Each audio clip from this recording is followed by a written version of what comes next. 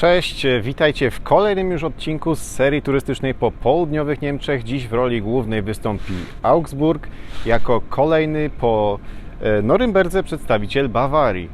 Pokażę Wam w tym odcinku, co warto zwiedzić w Augsburgu i jak zawsze kilka ciekawostek o samym mieście. Zapraszam!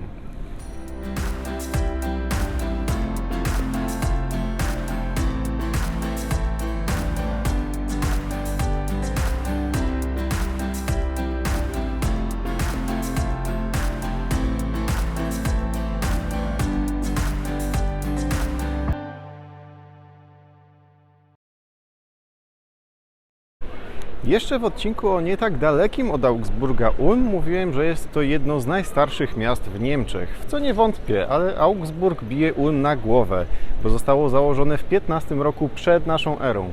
Był to wtedy obóz legionów rzymskich, który później służył za zaplecze logistyczne. Nazwę wziął od imienia pierwszego cesarza Rzymu, Augusta, i jest drugim najstarszym miastem w Niemczech, zaraz po mieście Trier.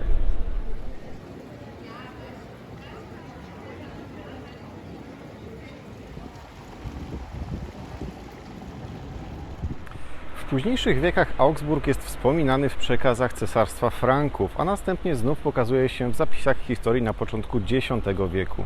Duży wpływ na miasto ma wtedy wiara chrześcijańska i jej przedstawiciele, czyli biskupi.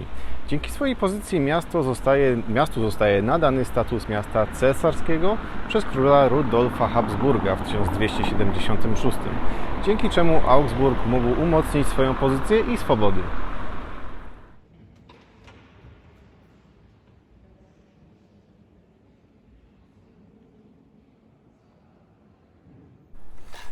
Rzemieślnicy i kupcy aktywnie brali udział w rozwoju miasta i jego stosunkach handlowych z miastami Ligi Hanzeatyckiej, w której skład wchodziły miasta nadmorskie Bałtyku, ale także śródlądowe miasta takie jak m.in. polski Wrocław, Kraków czy Toruń. Co ciekawe, Liga Miast Hanzeatyckich nigdy nie została rozwiązana. Hanza, choć nieczęsto wspominana, miała duże znaczenie w średniowieczu. Posiadała swoją armię, flotę morską, a nawet walutę.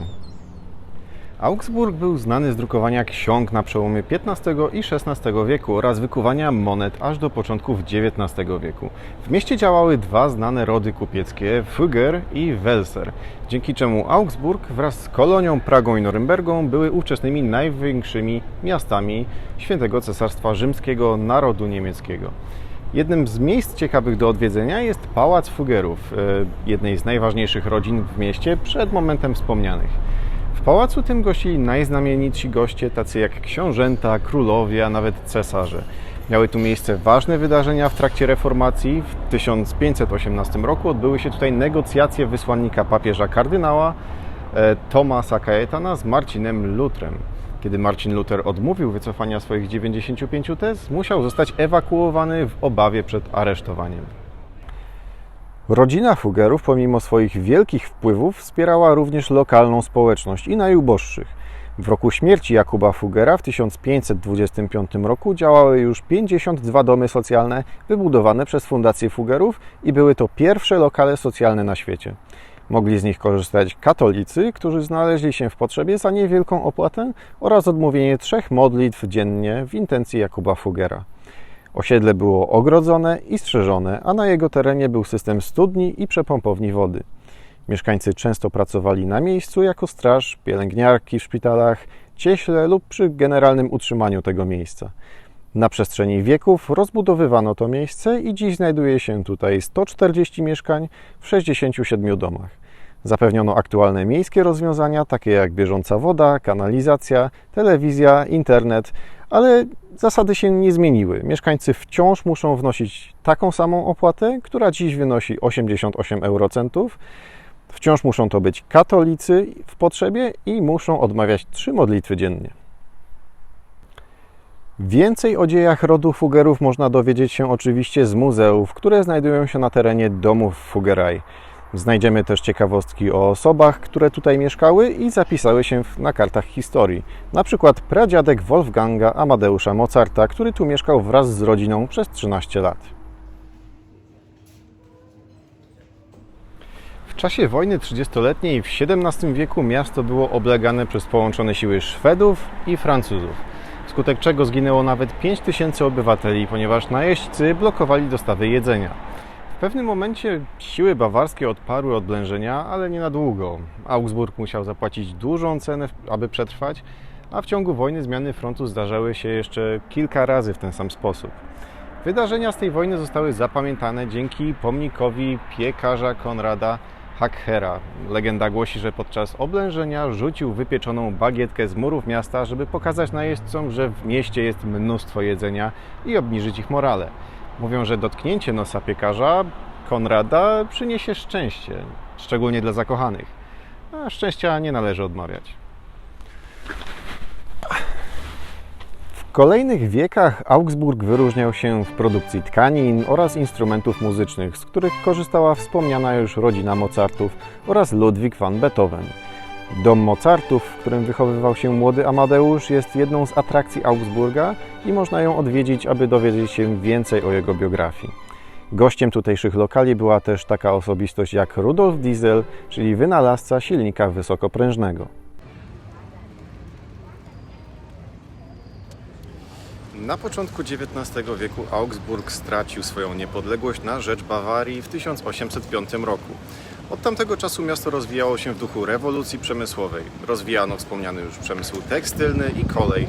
Już w 1846 roku w Augsburgu otworzono dworzec główny, który wciąż pracuje do dziś. Jest on najstarszym dworcem z większych miast w Niemczech, który wciąż jest otwarty.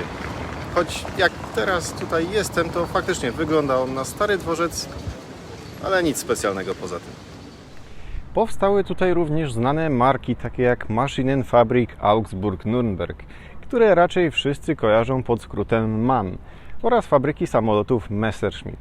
W czasie II wojny światowej przez lokalizację przemysłu i zaplecza wojennego na miasto zostały skierowane naloty aliantów, które spowodowały znaczne zniszczenia. Duża część zrzuconych bomb stanowiła jednak niewybuchy, z którymi Augsburg boryka się do dziś.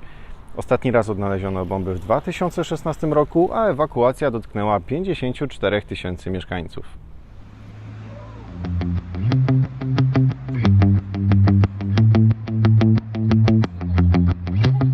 Jeżeli jeszcze mamy niedosyt muzeów z branży motoryzacyjnej, to w Augsburgu znajdziemy małą wystawę poświęconą marce Mazda w klimatycznej scenerii.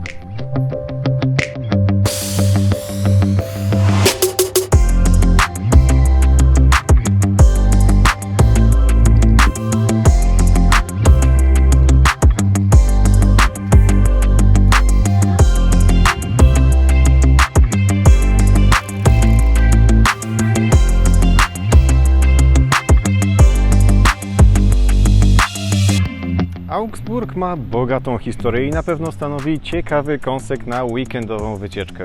Polecam go odwiedzić, bo jest tutaj dużo ciekawostek do odkrycia, a stare miasto pomaga je przyswoić. Na dziś to już koniec zwiedzania Augsburga. Polecam zasubskrybować kanał i dać łapkę w górę, jeżeli podobał Ci się odcinek i być może wziąć udział w komentarzach, w konkursie w komentarzach. Jeżeli odgadniesz, jakie kolejne miasto z listy na ekranie, tutaj odwiedzę i pojawi się ono w formie odcinka na kanale. Za tydzień to dostaniesz z niego pocztówkę.